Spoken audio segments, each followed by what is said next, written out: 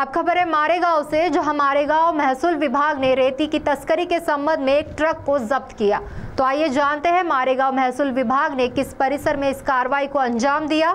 CTV प्रतिनिधि दिलदार शेख की इस खबर में। मारेगांव तहसील के कोलगांव से अवैध तरीके से रेती की यातायात करने वाला ट्रक तहसीलदार उत्तम नीलावाड़ के मार्गदर्शन में तलाठी राजू डौरे ने जब्त किया और ट्रक पर कार्रवाई की गई।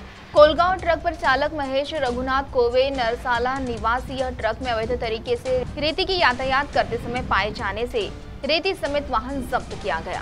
ट्रक में 3 ब्रास रेती और 4 लाख रुपए कीमत का ट्रक जब्त किया गया। तहसीलदार उत्तम नीलावाड़ के मार्गदर्शन में तलाठी राजू डौरे के पथक ने यह कार्रवाई की। आज दिनांक 11 जून 2025 रोजी सकाळी ठीक 7:30 वाजताच्या दरम्यान कोलगाव तालुका मारेगाव जिल्हा यवतमाळ येथे MH36 F1820 हे वाहन वाळू भरून आलेलं आहे असे तलाठी डावरे यांना समजलं। त्यानंतर तलाठी डावरे यांनी तात्काळ वाहनाच्या ठिकाणी धाव घेतली आणि वाहन चालक यांना विचारणा केली।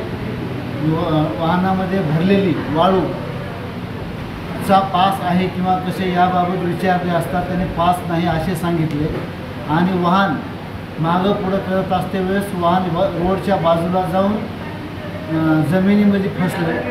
सदरचे वाहन अवैधरित्या असल्याचे निदर्शनास आल्यामुळे वाहनातली रेती वाहन फसल्यामुळे त्याच ठिकाणी जमिनीवर टाकण्यात आलेली आहे आणि वाहन तहसील कार्यालय येथे आणून लावण्यात आलेले आहे।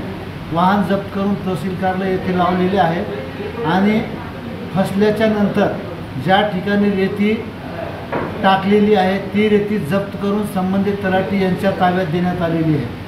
वाहनावर दंडात्मक कार्यवाही करून त्यांच्याकडून रक्कम वसूल करण्याची कार्यवाही करण्यात येत आहे।